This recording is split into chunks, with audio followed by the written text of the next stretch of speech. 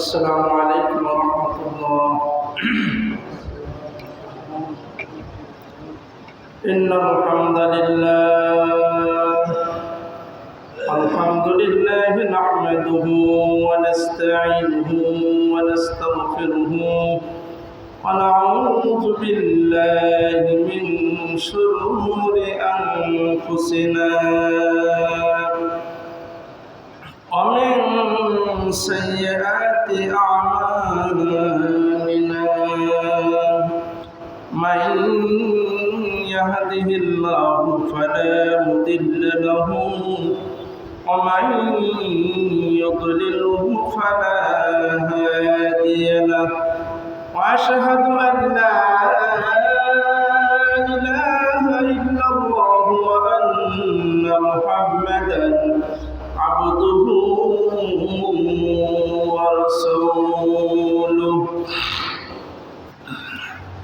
صلى الله عليه وعلى آله وسلم أرسله بالحق بشيرا ونذيرا وداعيا إلى الله بإذنه وسراجا منيرا. أما بعد فأعوذ بالله من الشيطان الرجيم. بسم الله الرحمن الرحيم.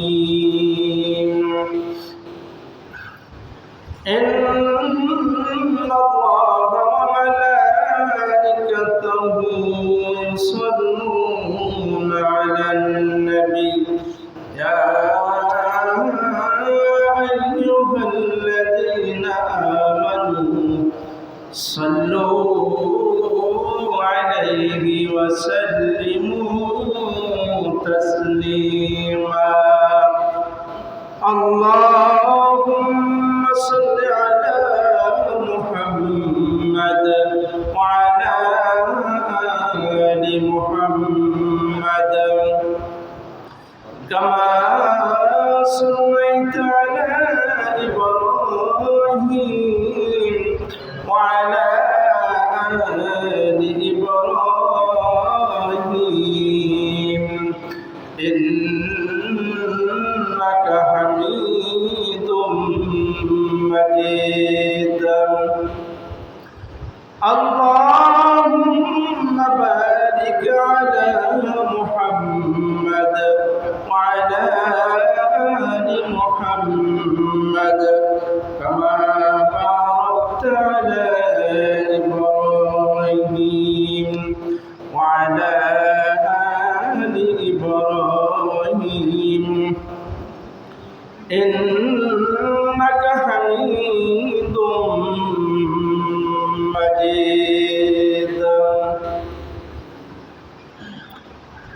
معزز محترم হযরত উলামায়ে কিরাম, মুরব্বিয়ান নিজাম, যুবক ভাইরা আমার, পর্দার আড়ালে সম্মানিত মা ও বোনেরা, আমরা সকলে মিলে সেই মহান মনিবের দরবারে প্রাণ খুলে শুকরিয়া আদায় করব যে রব্বুল আলামিন আমাদেরকে আল বাইতুল্লাহ আসার এবং বসার তৌফিক এনায়েত করেছেন, শারীরিকভাবে সুস্থ রেখেছেন।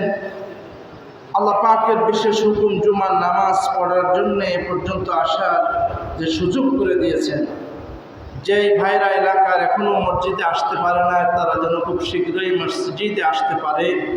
এই জন্য সেই মহান মনিবের দরবারে আমরা একটু যারা আসতে পেরেছি শুকরিয়া আদায়কারী আল্লাহ পাকের দরবারে সকলে জোরে সোরে বলি আলহামদুলিল্লাহ। গত সপ্তাহে কোরআনে কারিমের 18তম সূরা আল কাহাফ থেকে আলোচনা করেছিলাম। গুহাবাসীর ঘটনা এবং সূরা কাহাফের ফজিলত প্রেক্ষাপট নিয়ে আলোচনা করেছি। সূরা কাহাফের মধ্যে আরো 3টা ঘটনা রয়েছে। যেহেতু সূরা কাহাফ ধরেছি, তাই আপনাদের ওই ঘটনা থেকেও আমি কিছু আজকে শোনাইতে যাচ্ছি যে হযরতে মূসা আলাইহিস সালাতু ওয়াস সালাম আর হযরতে খিজির আলাইহিস সালামের একটা চমৎকার ঘটনা আছে। সেই ঘটনা এবং একজন ধনী ব্যক্তি আর একজন গরিব ব্যক্তি, দুই ব্যক্তির একটা ঘটনাও এই সূরার মধ্যে আল্লাহ পাক আমাদের শিক্ষার জন্য, এই এক একটা ঘটনার মধ্যে অনেক শিক্ষা রয়েছে। যেহেতু নবীদের শানের ঘটনা, কোরআনে বর্ণিত ঘটনা, এর মধ্যে অনেক শিক্ষণীয় বিষয় আছে। এই বিষয়গুলি আমরা আজকে জানব। সহিহ বুখারীর 4727 নং হাদিসে রাসূল কারীম সাল্লাল্লাহু আলাইহি ওয়াসাল্লাম ইরশাদ করেছেন, উকবা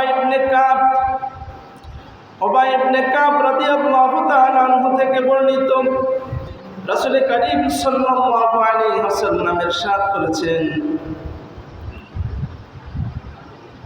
হযরতে মূসা আলাইহিস সালাতু ওয়াস সালাম একবার বনি ইসরাইলের সামনে বক্তৃতা করছিলেন। বনি ইসরাইলের অনেক লোক, আর নবী মূসা তিনি দাঁড়িয়ে এরকম খুতবা দিচ্ছিলেন, আলোচনা করতেছিলেন। নবীদের আলোচনা অনেক চমৎকার চমৎকার কথা বলেছেন। তাই এক ব্যক্তি আবেগবান হয়ে তিনি উঠে দাঁড়াইলেন, দাঁড়ায় বললেন, হে মূসা, বর্তমান পৃথিবীতে সবচাইতে জ্ঞানী ব্যক্তিকে? মূসা আলাইহিস সালাতু ওয়াস সালাম তিনি সরাসরি বললেন, সবচাইতে জ্ঞানী ব্যক্তি আমি।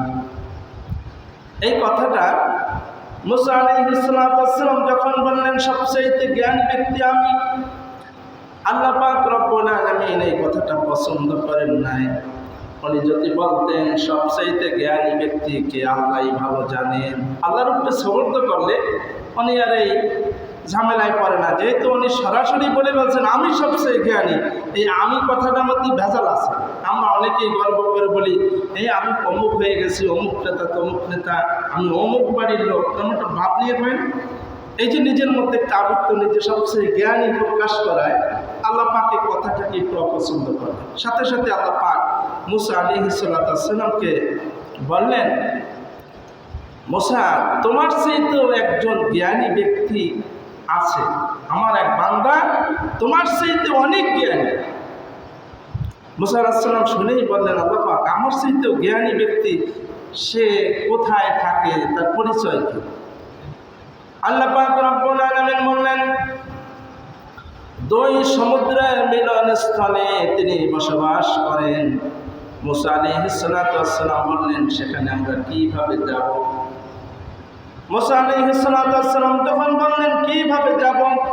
তার পথ প্রদর্শক হিসেবে আল্লাহ পাক একটা মাছ দিয়ে দিলেন, একটা ভুনা মাছ, তেলে ভাজা একটা ভুনা মাছ। এইটা হচ্ছে তাদের পথ প্রদর্শক। কোন জায়গায় তাকে পাওয়া যাবে? আল্লাহ পাক বললেন, এই ভুনা মাছটা একটা থলিতে নিয়ে যাবা ব্যাগে, এই মাছটা যেখানে যাইয়ে তোমাদের কাছ থেকে হারাই যাবে, জীবিত হয়ে এসে নদীতে চলে যাবে। তাহলে ওইখান থেকে মনে করবে এখানেই আমার সেই বান্দা বসবাস করে। এরপরে তিনি এখন বললেন, আল্লাহ তাআলা আমি এখানে রওনা করতে চাই। তখন ইউশা ইবনে নূন তার সঙ্গে সফর সঙ্গী হিসাবে একজন নিলেন, সে আবার রাবিতে ভাগিনা মূসা আলাইহিস সালাম। এই দুইজন এখন সফর শুরু করবেন। এই ঘটনাটি সূরা কাহাফের 60 নম্বর আয়াত থেকে 82 নম্বর আয়াত পর্যন্ত ধারাবাহিক আলোচনা হয়েছে মূসা আর খিজির আলাইহিস সালাতু ওয়াস সালামের ব্যাপারে। মূসা আলাইহিস সালাতু ওয়াস সালাম সেই জ্ঞানী ব্যক্তির উদ্দেশ্যে এখন রওনা শুরু করলেন, তার সাথী হিসাবে নিলেন ইউশা ইবনে নূনকে।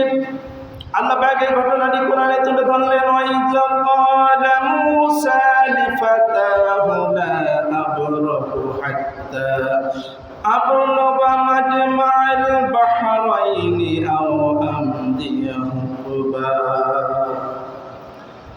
আর যখন মূসা আলাইহিস সালাতু ওয়াস সালাম তার সঙ্গীকে নিয়ে দুই সমুদ্রের মিলনস্থলে পৌঁছানো পর্যন্ত থামবে না। মূসা আলাইহিস সালাম বললেন, আমি যে এমন রওনা করেছি ওইখানে না যাওয়া পর্যন্ত আমি থামবো না।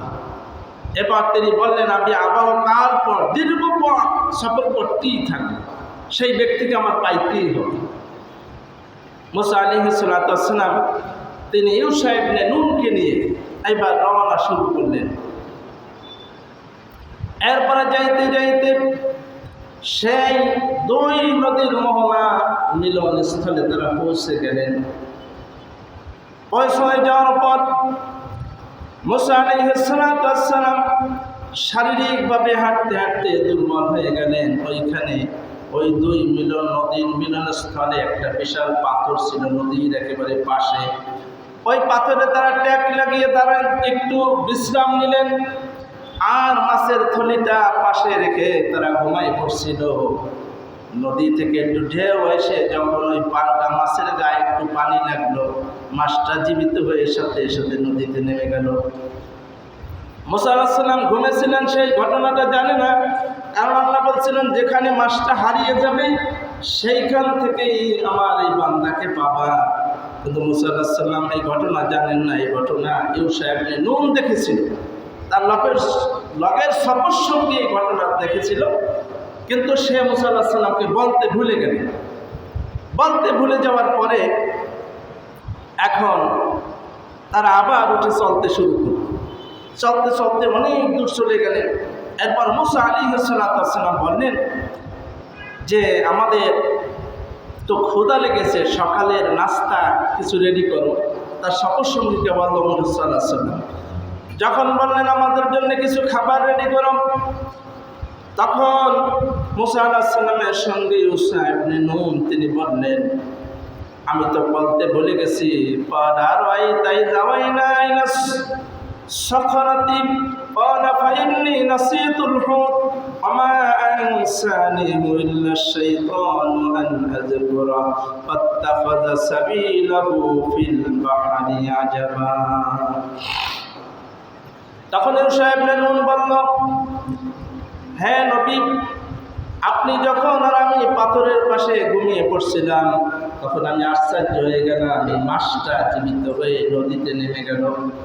মুসা আলাইহিস সালাম বললেন তুমি কেন বললে না? তখন ইউশা ইবনে নুন বলল আমি আসলে ভুলে গেছি, শয়তানি আমাকে ভুলেই দিয়েছে, আমি আসলে খেয়াল রাখতে পারি নাই, তাই বলি নাই। মুসা আলাইহিস সালাম বললেন আমরা তো এই জায়গাটাই খুঁজছি, ওই জায়গাটাই তো তাকে পাওয়া যাবে। আবার তারা ব্যাক করে সেই পাথরের কিনারে আসলেন। এসে মুসা আলাইহিস সালাতু ওয়াস সালামের সঙ্গে তার সাক্ষাৎ হলো। ওই পাথরের কিনারে মুসা আলাইহিস সালাম আসলেন। আসার পরে এরপরে সাক্ষাৎ হয়ে গেল খিজির আলাইহিস সালাতু ওয়াস সালামের সঙ্গে। সাক্ষাৎ হওয়ার পর এখন তারা বলল ফাওয়াজাদা আবদাম মিন ইবাদিনা আতাইনাহু রাহমাতাম মিন ইনদিনা ওয়া আল্লামনাহু মিন লাদুন্না ইলমা। আল্লাহ তাআলা বলেন অতঃপর আমার বান্দার মধ্যে এমন একজন ব্যক্তি খিজির দেখা পেল মুসা আলাইহিস সালাম, যে তাকে আমি আমার পক্ষ থেকে বিশেষ রহমত দান করেছি এবং আমি আল্লাহ তাআলা তাকে হিকমত এবং ইলমে লাদুন্নি দান করেছি। মুসা আলাইহিস সালামকে আল্লাহ পাক বিশেষ জ্ঞান দান করেছিলেন খিজির আলাইহিস সালামকে। এখন মুসা আলাইহিস সালাম দেখা হওয়ার পরে মুসা আলাইহিস সালাম বললেন যে ক্বালা লাহু মূসা হাল আত্তাবিউকা আলা আন তুআল্লিমানি মিম্মা উল্লিমতা রুশদা। মুসা তাকে বললেন সত্যি ও সঠিক পথের যে জ্ঞান আপনাকে আল্লাহ পাক দিয়েছে, সেই জ্ঞান কিছু আমি শিখতে চাই, আমি কি আপনাকে একটু অনুসরণ করতে পারি? এখন খিজির আলাইহিস সালাম বললেন ক্বালা ইন্নাকা লান তাসতাতিয়া মাইয়া সাবরা। আপনি আসলে আমার সঙ্গে ধৈর্য ধরে থাকতে পারবেন না, আপনার ধৈর্য সহ্য কম, আপনি আমার সাথে টিকে থাকতে পারবেন না। মুসা আলাইহিস সালাম বললেন ওয়াকাইফা তাসবিরু আলা মা লাম তুহিত বিহি খুবরা। অবশ্যই আমি পারবো, আর যদি এ বিষয় আল্লাহ পাক আমাকে শক্তি দেন, ধৈর্য দেন, তাহলে আমি পারবো, কোনো অসুবিধা নাই। ক্বালা সাতাজিদুনি ইনশাআল্লাহু সাবিরা ওয়া লা আ'সি লাকা আমরা। তিনি বললেন আল্লাহ চাইলে আমি ধৈর্যশীলদের মধ্যে আমাকে পাবেন, আমি আপনার কোনো আদেশ অমান্য করব না। এরপরে খিজির আলাইহিস সালাম দেখলেন মুসা আলাইহিস সালাম আমাকে ছাড়বে না, সে আমার সাথে যাইতেই চায়। তখন একটা শর্ত দিলেন সর্বশেষ, ক্বালা ফাইন ইত্তাবা'তানি ফালা তাসআলনি আন شيء حتى أحدث لك منه ذكرا তিনি বললেন যদি আমার সাথে চলতে চলেন তাহলে কোনো বিষয় আমাকে প্রশ্ন করা যাবে না, আমি যা করবো আপনি কোনো প্রশ্ন করতে পারবেন না। মুসা আলাইহিস সালাম তিনি রাজি হইলেন, ঠিক আছে আপনার সাথে আমি চলবো, কিন্তু আমি কোনো প্রশ্ন করবো না। এই শর্ত দিল খিজির আলাইহিস সালাম যে আমার সাথে চলতে হইলে কোনো প্রশ্ন করা যাবে না, ঠিক আছে চলে। এই দুইজনে এখন চলা শুরু করল। চলতে চলতে কিছুক্ষণ পর খিজির আলাইহিস সালাম মুসা আলাইহিস সালাম যাত্রা শুরু করলেন। অনেক আয়াত, এগুলো সব তেলাওয়াত করলে ঘটনা আসলে বলা যাবে না, আমি এখন শুধু হুবহু আলোচনাটা বলছি, অর্থটা বলে দিচ্ছি। মুসা আলাইহিস সালাম আর খিজির আলাইহিস সালাম এখন পথ চলা শুরু করলেন। প্রতিমধ্যে কিছু দূর যাওয়ার পরে একটা নদী সামনে বাজল। নদী বাজার পরে এখন এই নদীটা পার হইতে তাদের কাছে টাকাও নেই। মুসা আলাইহিস সালাম খিজির আলাইহিস সালামের কোনো টাকা নাই, কেমনে পার হবে? তা মাঝি খিজির আলাইহিস সালামকে চিনতে পারলেন। তা মাঝি বললেন আপনাদের পার করে দেবেন, আমাদের কোনো টাকা লাগবে না। এরপরে তারা নৌকায় নিল, যাত্রা শুরু করলো। নৌকা ওপার যাওয়ার আগে আগে খিজির আলাইহিস সালাম ওই নৌকাটা একটা ছিদ্র করে দিলেন, একটা কুঠার নিয়ে। এখন মুসা আলাইহিস সালাম সাথে আবার এমনি একটু বেশি প্রশ্ন করতেন আল্লাহকেও। এখন উনি তো ওনার তো কথা ছিল কোনো প্রশ্ন করা যাবে না, খিজির আলাইহিস সালাম মানে আমার সাথে চলতে হলে কোনো প্রশ্ন করা যাবে না। কিন্তু উনি দেখলেন যে বেচারা বিনা টাকায় আমাদের নৌকা পার করে দিল, নদীটা পার করে দিল, আরও তার নৌকাটা ছিদ্র করে দিল, তাই না তো অপরাধ হয়েছে। তিনি বললেন এটা তো আপনি অনেক অপরাধ করলেন।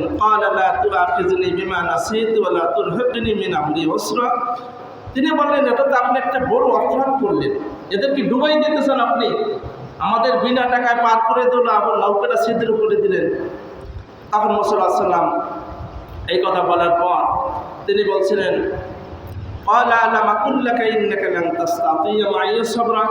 আমি বলছিলাম না আপনি আমার সাথে ধৈর্য ধরতে পারবেন না। খিজির আলাইহিস সালাম বলছিলেন মুসা আলাইহিস সালামকে। তিনি বললেন না, এবারের মতো আমাকে রাগ করেন না, সামনে আর বলব।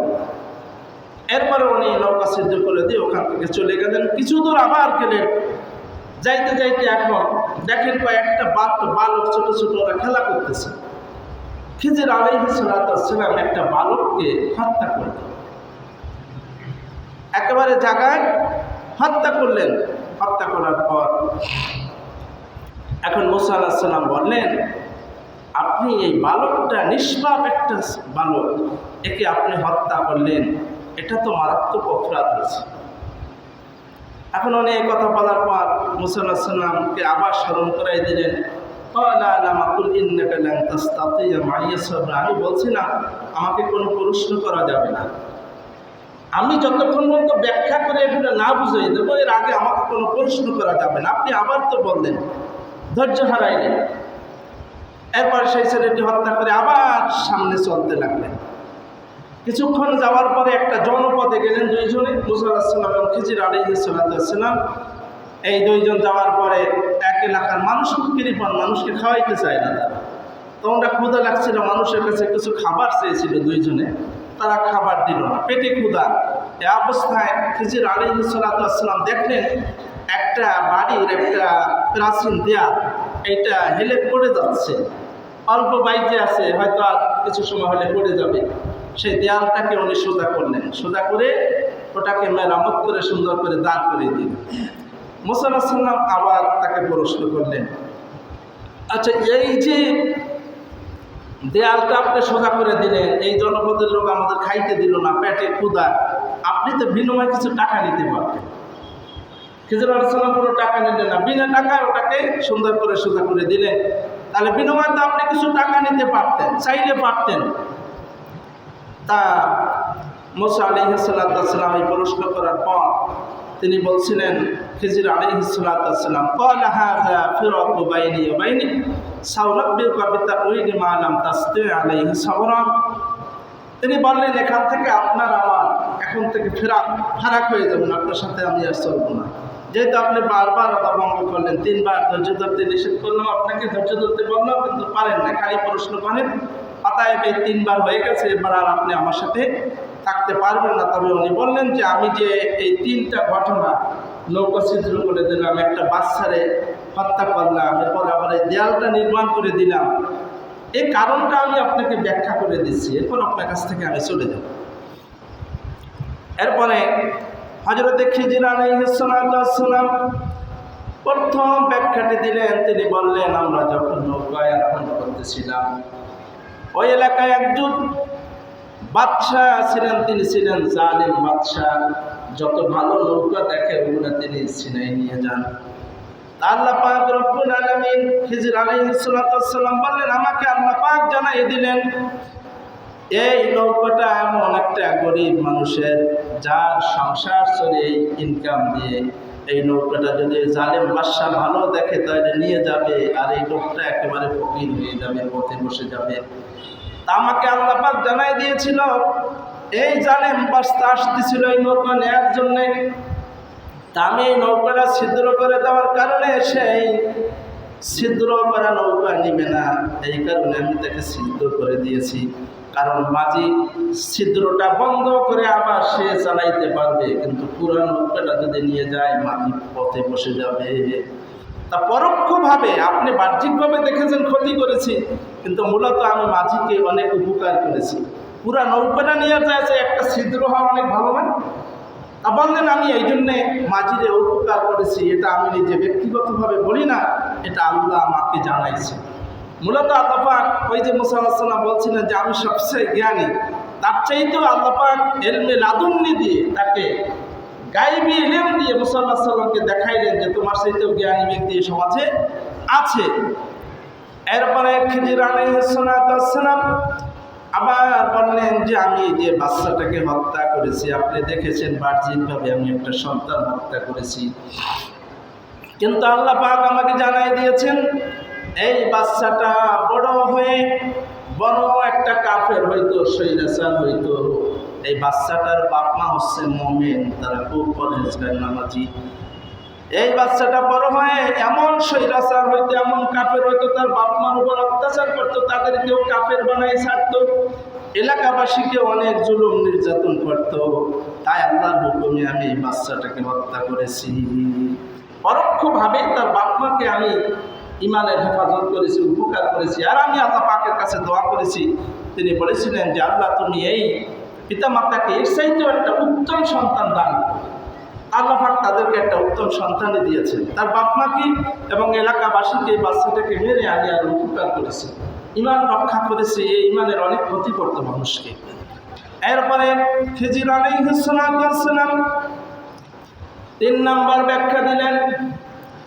তিনি বললেন, আমি যে দেয়ালটা নির্মাণ করে দিয়েছিলাম, আপনি বলেছিলেন বিনা পরিশ্রমে দেয়ালটা করে দেওয়ার মানেটা কি? তিনি বললেন, এই দেয়ালটার নিচে গুপ্ত সম্পদ আছে, 2টা এতিম বাচ্চার সম্পদ। তার বাবা নাই, কিন্তু বাচ্চা 2টা ছোট। এই দেয়ালটা যদি পড়ে যায়, সম্পদগুলা ওই এলাকার মানুষ পাইয়ে যাবে, তারা নিয়ে যাবে। পরবর্তীতে ওই যে এতিম বাচ্চা 2টা অনেক কষ্ট হবে, বড় হইলে তারা বিপদে পড়ে যাবে, টাকা পয়সার অভাবে পড়বে। তাই তাদের সম্পদটা কেউ না নিতে পারে, তারা বড় হওয়া পর্যন্ত এই দেয়ালটা থাকবে। তারা বড় হয়ে তাদের সম্পদ তারা নিজেরাই পেয়ে যাবে। এই জন্য আমি তাদের এই এতিমদের সম্পদ রক্ষা করার কারণে আমি এই কাজটা করে দিয়েছি। হযরত মুসা আলাইহিস সালাম তিনি ধৈর্য বেশি না ধরার কারণে আমাদের নবীজি বলেছিলেন, ওই দিন মুসা আলাইহিস সালাম যদি আরেকটু ধৈর্য ধরতেন তা আমরা অনেক কিছু আরো নতুন নতুন কিছু শিখতে পারতাম। কিন্তু সে ধৈর্য হারাই ফেলার কারণে এ পর্যন্ত মুসা আলাইহিস সালাম আর শিখতে পারলেন না। এবং এই নৌকায় যখন চড়ে, হাদিস শরীফে এসেছে নবী করিম সাল্লাল্লাহু আলাইহি ওয়াসাল্লাম বলেছেন, নৌকায় যখন তারা পার হচ্ছিল তখন ওই নৌকার পাশে একটা চড়ুই পাখি এসে বসলো। তার চড়ুই পাখিটা ঠোঁট দিয়ে 2 বার নদী থেকে পানি পান করেছে। তা খিজির আলাইহিস সালাম বলেছিলেন যে হ্যাঁ মুসা, দেখো এই যে চড়ুই পাখিটা পানি পান করলো, কতটুকু পানি পান করছে? একটা চড়ুই পাখি 1-2 ফোঁটা খাইছে। উনি বললেন, এই চড়ুই পাখি যতটুকু পানি খেয়েছে এই জ্ঞান হচ্ছে তোমার আমার তামাম পৃথিবীর সবাইকে আল্লাহ পাক এই জ্ঞানটুকু দান করেছে, এতটুকু। আর এই নদী ভরা সাগর ভরা যত পানি দেখো, এটা হচ্ছে আমি আল্লাহর মহান আল্লাহ পাকের জ্ঞান। সুবহানাল্লাহ, আল্লাহ পাকের যে কত মহান জ্ঞান। আর আমরা সেই তুলনায় 2 ফোঁটা থেকে আমরা কি ভাগে পাইছি এক এক, তা অনুবক্ষণ যন্ত্র ছাড়াও দেখা যাবে না যে আমরা কি জ্ঞান ভাগে পাইছি। তার বাহাদুরি আমরা কত বুদ্ধিমান মনে করি, জ্ঞানী মনে করি। এই ঘটনা থেকে আমাদের অনেক কিছু শিক্ষা আছে। 1 নম্বর হচ্ছে মুসা আলাইহিস সালাতু ওয়াস সালাম, তিনি যখনই শুনলেন তার চেয়ে একজন জ্ঞানী ব্যক্তি আছে, সে তৎক্ষণাৎ রওনা করেছেন আমার জ্ঞান অর্জন করতে হবে, শিখতে যাইতে হবে। তাই যে ইলম শেখার যে একটা গুরুত্ব, নবী তিনি একজন কেতাবদারি নবী, পাওয়ারফুল নবী, তার উপর সরাসরি আল্লাহ পাকের কিতাব আসছে, নবী এবং রসুল। তিনি এত ইলমের অধিকারী, তারপরেও তিনি আরেকজনের কাছে আরেকটি ইলম আছে শেখার জন্য কত লম্বা সফর শুরু করে দিয়েছে। এই জন্যে ইলম শেখার কোনো বিকল্প নাই, ইলম আমাদের শিখতেই হবে। 2 নম্বর হচ্ছে শিক্ষার কোনো অহংকার করা যাবে না।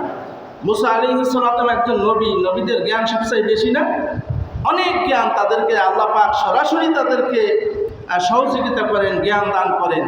সেখানে সে একটু সরাসরি বলে পড়ছিল যে আমি সবচেয়ে জ্ঞানী। এই কারণে আল্লাহ পাক তাকে দেখাইলেন তোমার সেই তো জ্ঞানী আছে। এই জন্য আমরা কেউ যেন জ্ঞানের অহংকার না করি যে আমি অনেক জ্ঞানী হয়ে গেছি, আমি অনেক শিক্ষিত। আমরা অনেকে অহংকার করি, আমার অনেক কিছু আছে, এইভাবে কোনো অহংকার করা যাবে না। আমার চাইতে আর একজন জানে। একজন মানুষ কি শিখতে পারে, একজন ডাক্তার, একজন ইঞ্জিনিয়ার, আর একজন আলেম, এক একজনের গুণ এক এক রকম। সবার তো একজনের অর্জন করা সম্ভব না। তাই একজনের চাইতে আর একজন উপরে আছে, একজনের চাইতে আর একজন বেশি জানে, এটা আমাদের স্মরণ রাখা উচিত। 3 নম্বর হচ্ছে বিনয়ী হওয়া। কারো কাছ থেকে যদি কিছু নিতে হয়, শিখতে হয়, তাহলে আপনার বিনয়ী হওয়া লাগবে। ওস্তাদের সামনে যদি বেশি বেয়াদবি করে খেয়ে ইলম শিখতে পারে, সে ইলম শিখতে পারবে না। যে যত বিনয়ী হবে ওস্তাদের সামনে, সে নরম হয়ে শিখতে হবে। কিছু নিতে হইলে নরম হওয়া লাগে। আপনার কাছ থেকে যদি ভিক্ষুক আই কয় বেটা আমাকে 500 টাকা দেন, তাহলে গিরে ছুটে গেলাম, কি টাকা দেবে কেউ? সে বিনয়ের সাথে বলবে ভাই আমি অসহায়, আমার মেয়েটা বিয়ে দিতে পারি না, আল্লাহর রাস্তা আমাকে 500 টাকা দেন। উনি দয়া করে 500 দিবে। যদি উনি গরম মেজাজে গায়ে দিবে কেউ? এই জন্য কিছু নিতে হইলে, কেন ইলম শিখতে হইলে আপনার বিনয়ী হওয়া লাগবে। মুসা আলাইহিস সালাম সেই তার কাছে ছোট হয়ে একজন পয়গম্বর হয়ে খিজির আলাইহিস সালামের কাছে ইলম শিখতে গেলেন। খিজির আলাইহিস সালাম কিন্তু নবী ছিলেন না, কোরআনে ওনার নাম নবী আসে না। কেউ কেউ বলেছেন নবীও ছিলেন, কিন্তু আল্লাহর যে ভাষা আমরা সঠিক যেটা পাই সেটা হচ্ছে তিনি একজন আল্লাহর ভালো ওলি ছিলেন, আল্লাহর মনোনীত একজন বান্দা ছিলেন।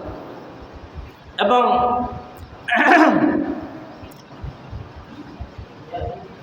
3 নম্বর যে বিষয়টা সেটা হচ্ছে আমাদের 4 নম্বর, কারণ আলেমদের ভালো আলেমদের সুহবাতে থাকা।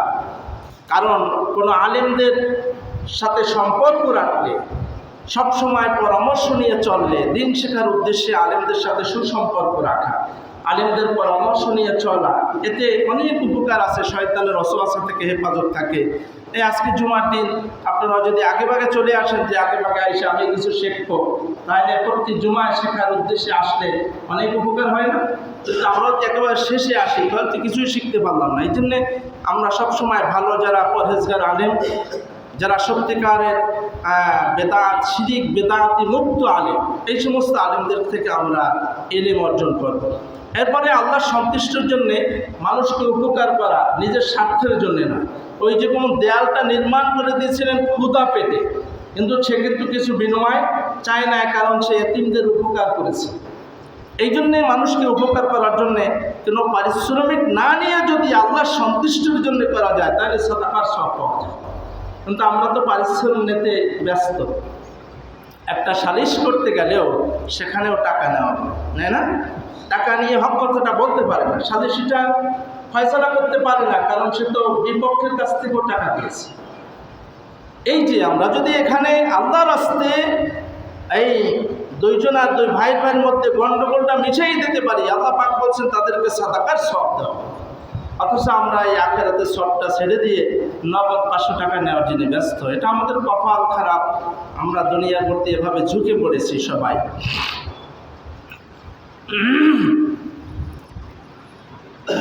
এরপরে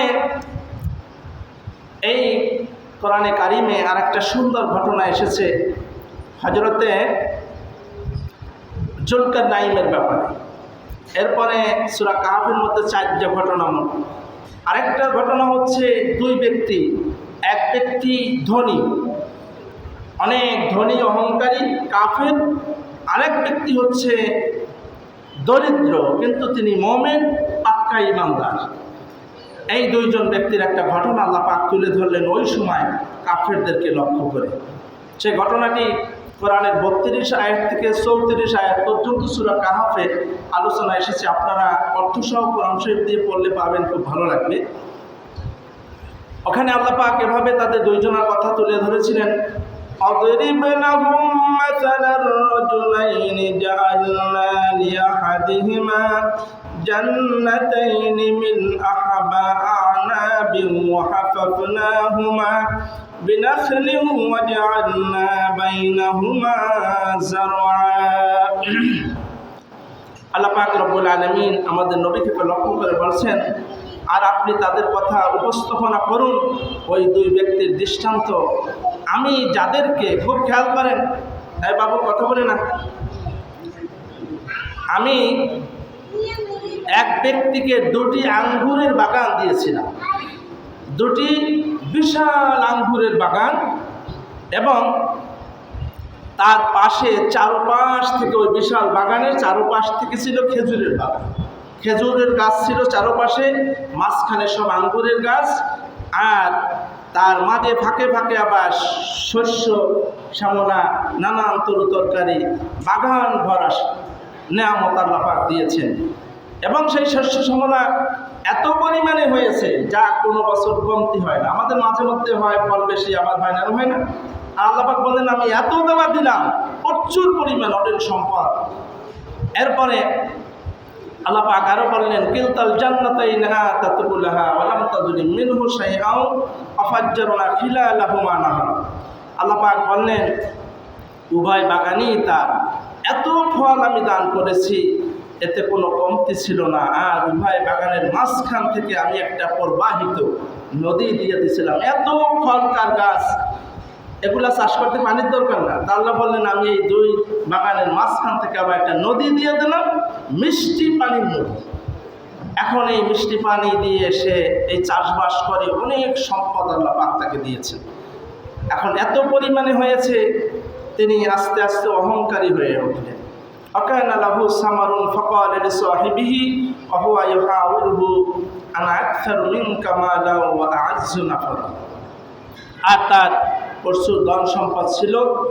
কথা প্রসঙ্গে সে তার সঙ্গীকে বলল, ওই এক বন্ধু যে গরিব আর উনি তো ধনী, ওই গরিব বন্ধুকে তিনি বললেন যে আমার যে সম্পদ তোমার চেয়েতে অনেক বেশি, আর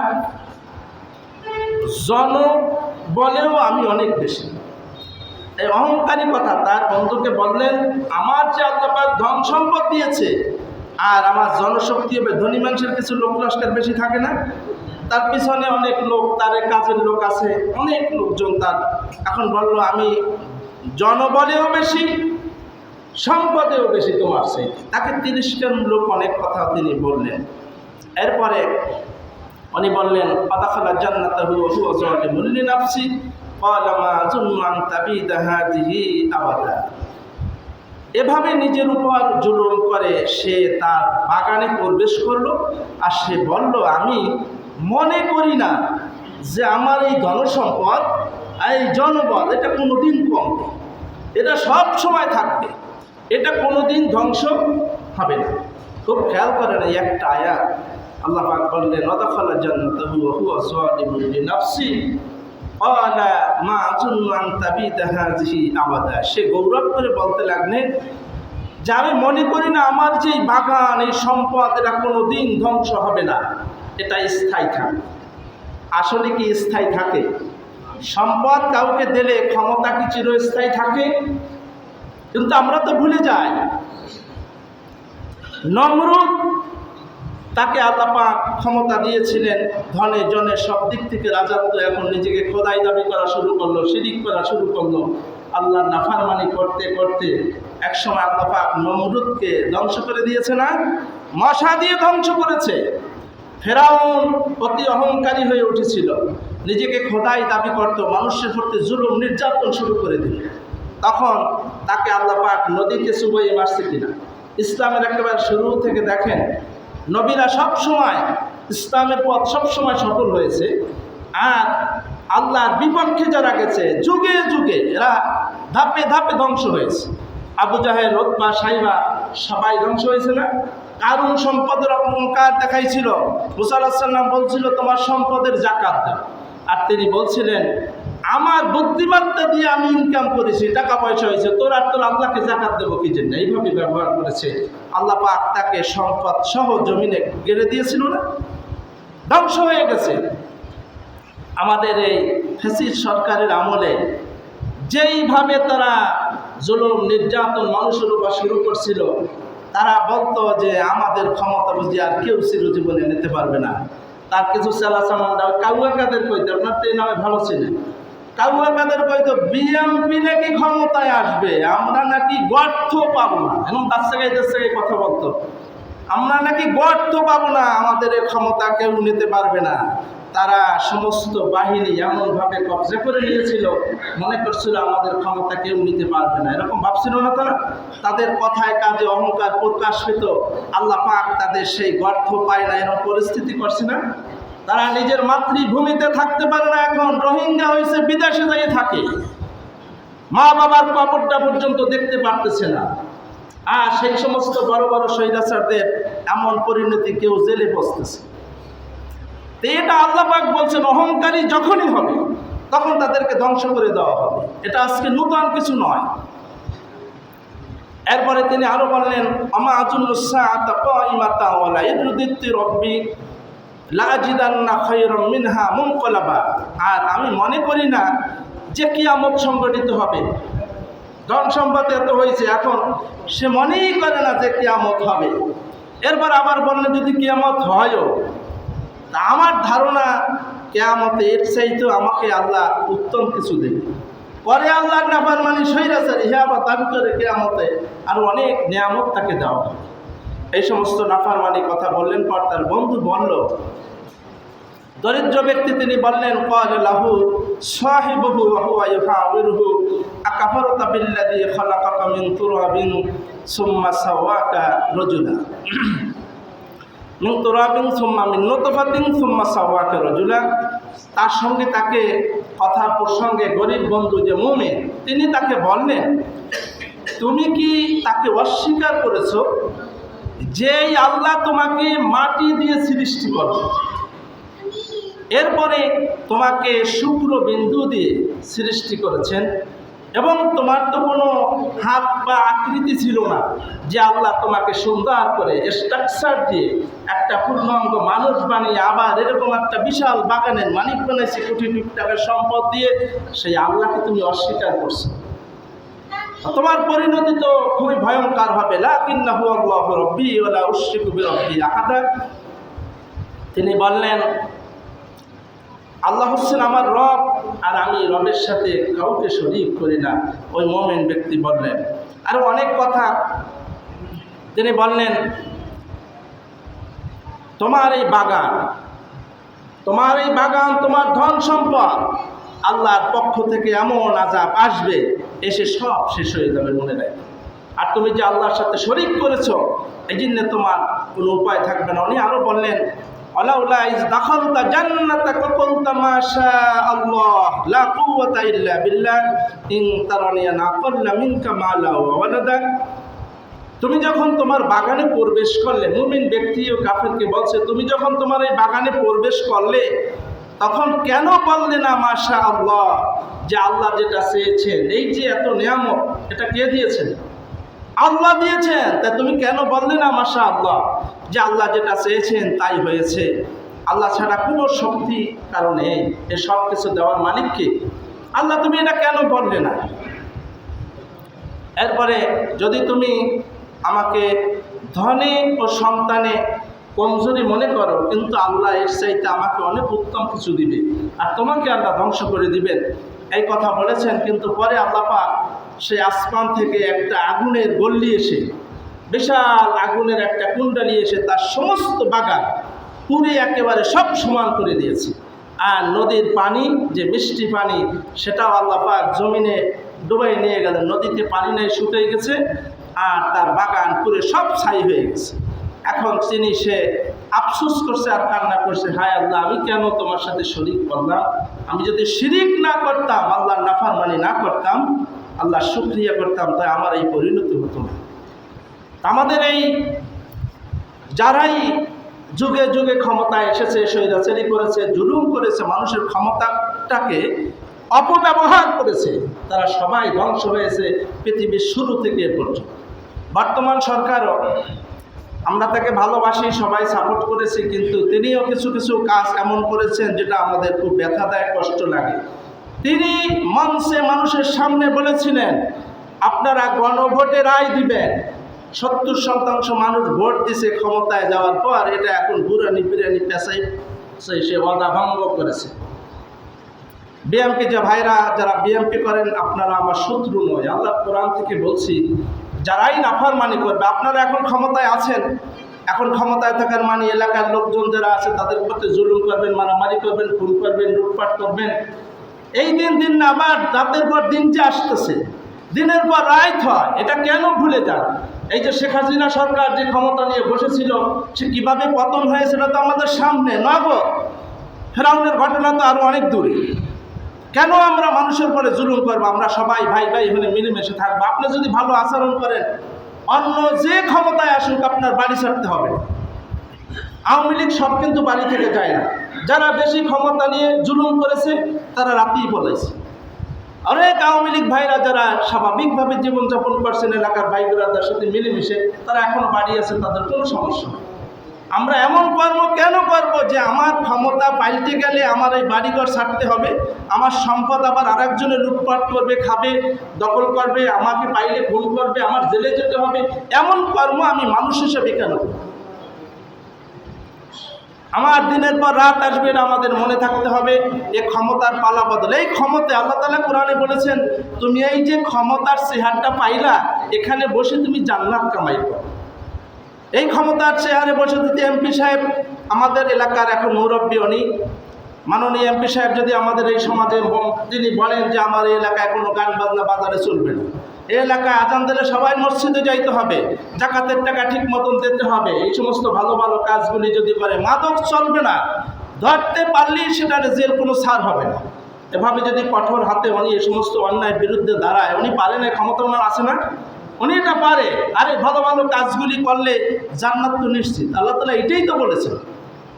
আর এখন এই ক্ষমতার চেয়ারে বসে যদি মানুষের পরে জুলুম, লুটপাট, অন্যায়, চুরি, রাস্তা সব খাইয়ে ফেলায়, ব্রিজ সব খাইয়ে ফেলায়, কদমের ঘুষায়, তাহলে এদের হবে ঠিকানা জাহান্নাম। কাজ তো এই দুইটাই।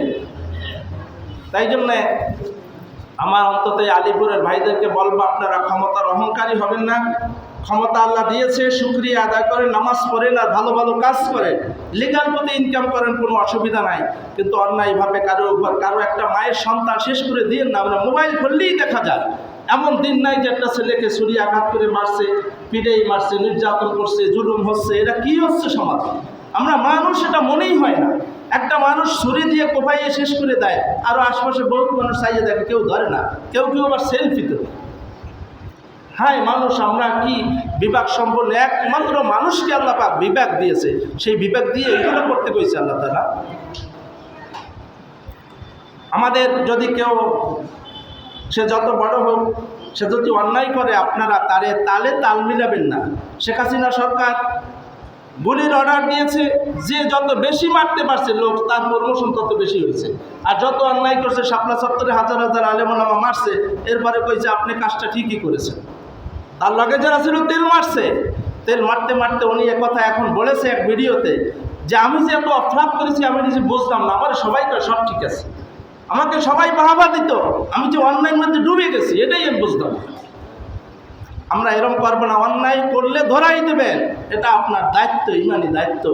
তাহলে তাল মিলাবেন না, এক ভাই অন্যায় করছে আপনি বিরোধিতা করেন, তাহলে সমাজটা সুন্দর হবে। আমরা সবাই মিলেমিশে ভাই ভাই হয়ে থাকতে চাই। আমরা যেন কোনো মায়ের সন্তান, মার কোল খালি না হয়, কেউ বাবা হারা না হয়, এভাবে মিলেমিশে তো আমরা থাকতে পারি। আমি এই অনুরোধ করে আজকে শেষ করছি। আসসালামু আলাইকুম রহমতুল্লাহ।